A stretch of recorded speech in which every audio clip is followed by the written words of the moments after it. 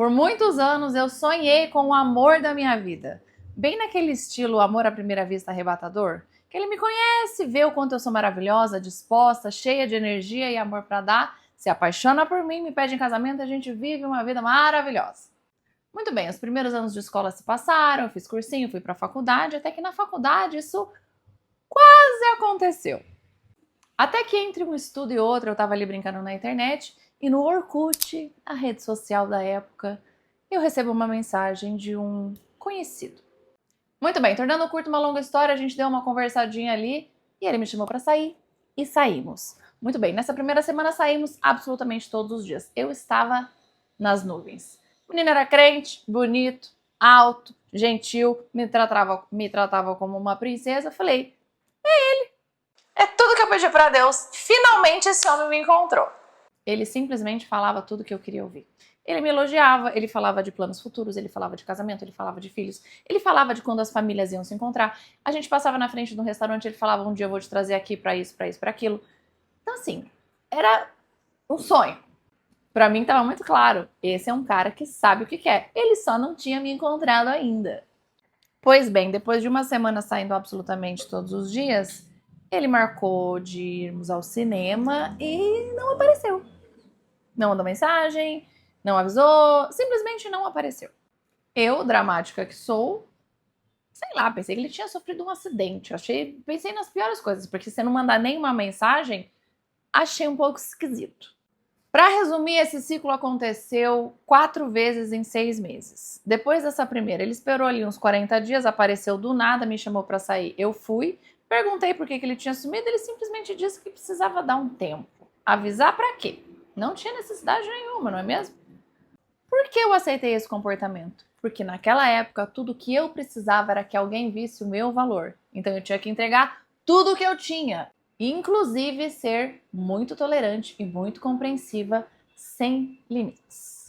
Até que numa dessas saídas, eu perguntei pra ele, falei, mas escuta, por que você se propõe a tanto, né? É um começo de date, né? A gente tá se conhecendo, você não precisa falar de filhos, família, restaurante, enfim, não precisa falar tudo isso, vamos vivendo na paz. Aí ele me respondeu assim, a gente fala o que vocês gostam de ouvir.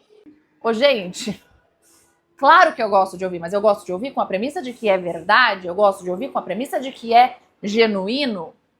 Esse dia me marcou para sempre. Ali eu entendi, eu tinha uns 20 e poucos anos. Muitos homens falam o que a gente gosta de ouvir, mesmo que não seja verdade.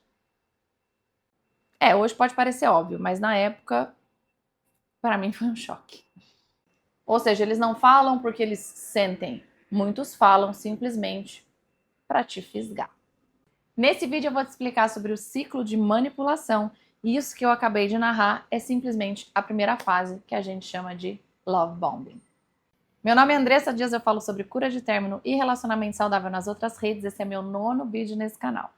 O meu propósito é transformar a forma como nós mulheres lidamos com relacionamentos e términos e eu faço isso misturando um pouco da minha história com todo o conteúdo que eu adquiro sobre esse assunto. Se esse tema te interessa, já se inscreve no canal para não me perder de vista. Como eu adiantei, essa é uma série em que eu falo das esferas de um relacionamento tóxico e nesse vídeo eu vou resumir o ciclo dele, ou seja, como que ele se coloca numa relação, como que ele aparece, como que ele surge, como que ele começa e como que ele se mantém. A primeira etapa, então, é isso que você já deve ter ouvido falar, que chama love bombing, que nada mais é do que uma enxurrada de afeto, atenção e promessas logo no começo. Basicamente, a pessoa vai tirando de você, assim, de forma bem sorrateira, o que é importante para você, e aí te devolve tudo isso como se fosse ideia dele. Nunca senti isso por ninguém, sempre planejei isso ou aquilo. Então você fala, eu gostaria de morar em tal lugar. Corta a cena, a pessoa tá falando que gostaria de morar em tal lugar. Nossa, que coincidência, a gente é alma gêmea.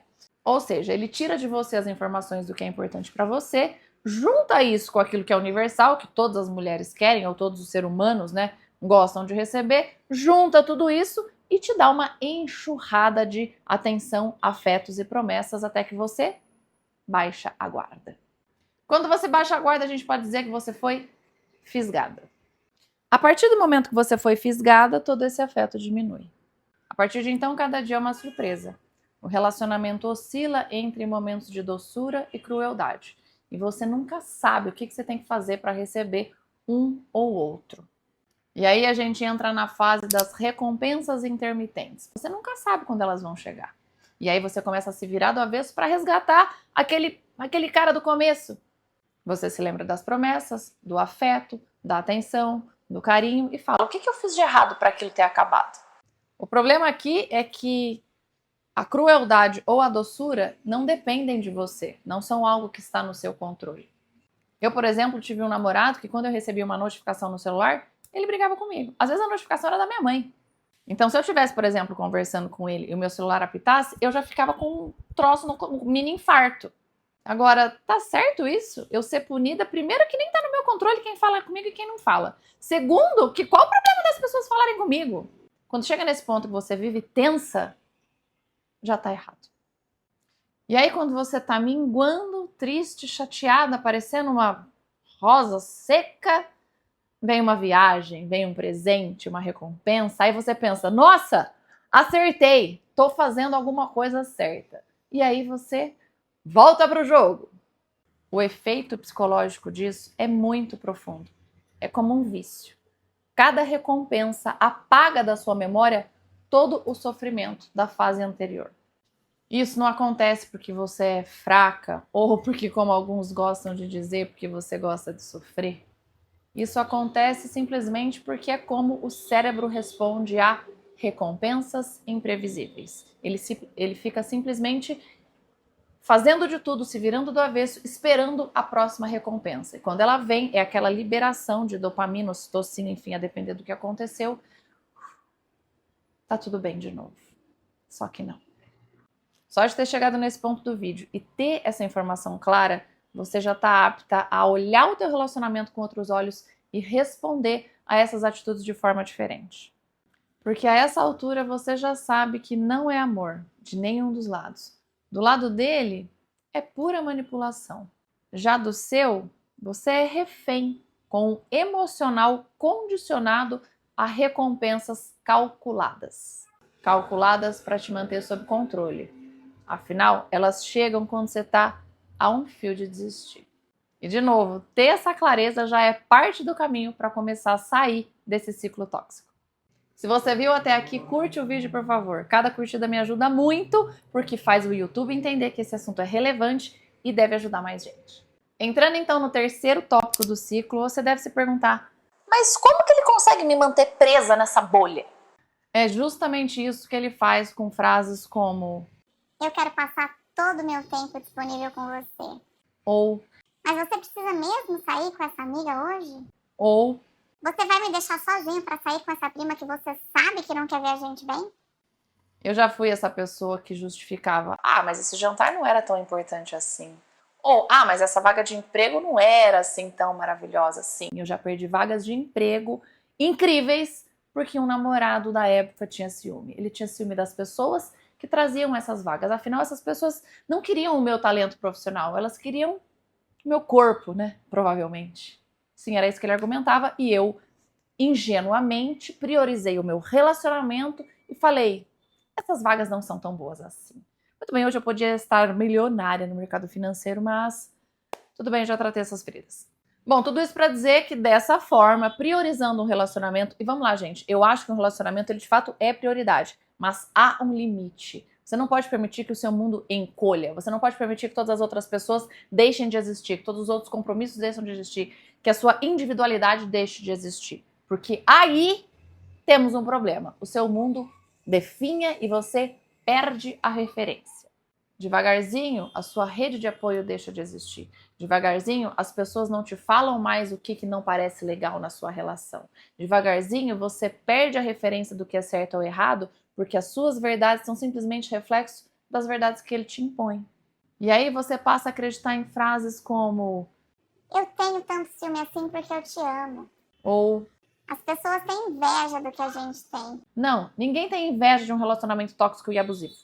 A partir daqui, ele é tudo que você tem, então você não se vê mais sem ele.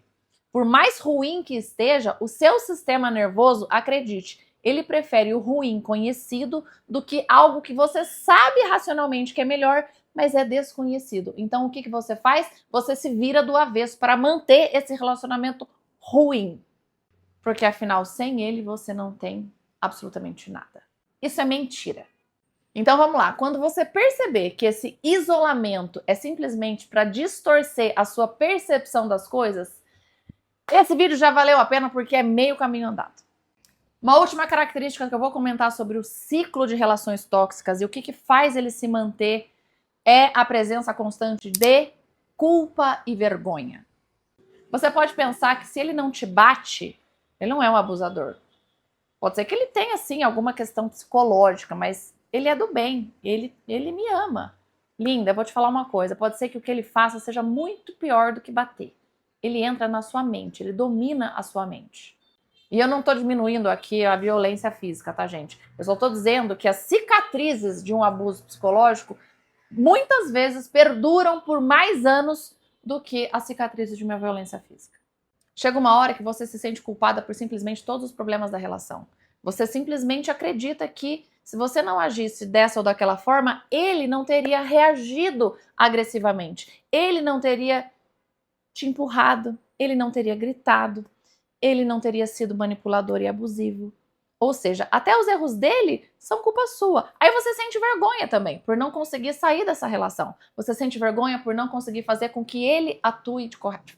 Você sente vergonha por não conseguir fazer que ele haja corretamente em relação a você. Você simplesmente sente culpa e vergonha porque a sua relação não vai bem e só pode ser responsabilidade sua, não é mesmo?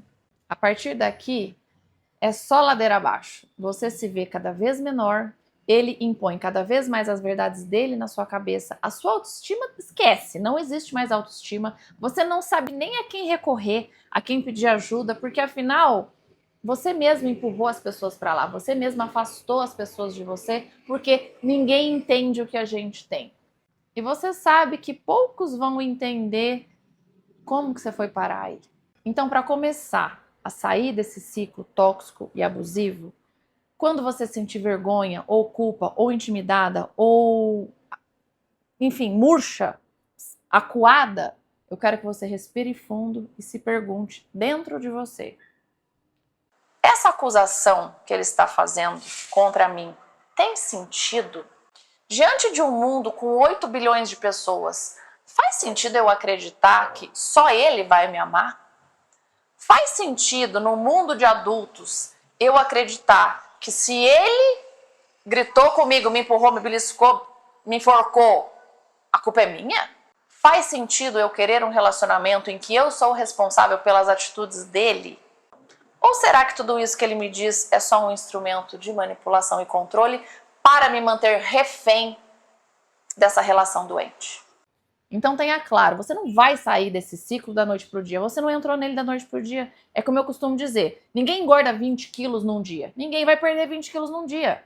Você não entrou nesse relacionamento doente do dia pra noite, foi gradual. O seu emocional ele foi sendo comido com o tempo, então agora a gente precisa reconstruir com disciplina e gentileza, usando o tempo ao nosso favor.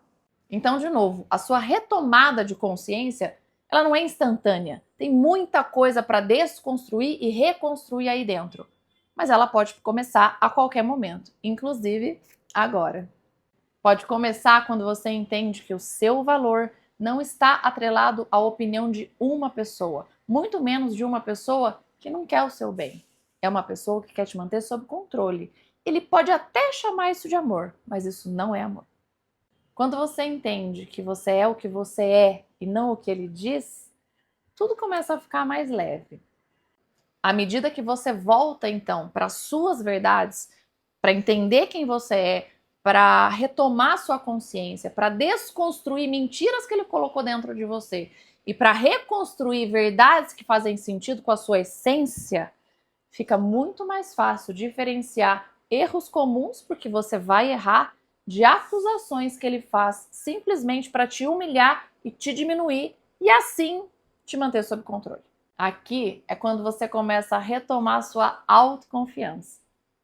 E sim, é muito provável que o seu relacionamento acabe, porque ele não quer uma pessoa autoconfiante. E eu vou te dizer, isso para você é libertação. Quando um homem manipulador e abusivo te larga, Você não foi rejeitada, você foi liberta. Então, para fechar, culpa e vergonha não existem porque você falha. Existem como ferramentas de manipulação contra você. No próximo vídeo eu vou falar sobre aquela névoa que fica num relacionamento tóxico. Parece que você não enxerga o que está acontecendo. Parece que você vê uma coisa, mas é outra. Ou você vê uma coisa e ele te diz que é outra. Ou ele fala que você está vendo errado. E aí você perde a clareza do que está acontecendo. Eu vou falar estritamente sobre isso no próximo vídeo. Se você gosta da minha linguagem e quer um acompanhamento mais estruturado, eu tenho uma mentoria para te ajudar. Eu vou deixar o link do formulário aqui na descrição. Até o próximo vídeo.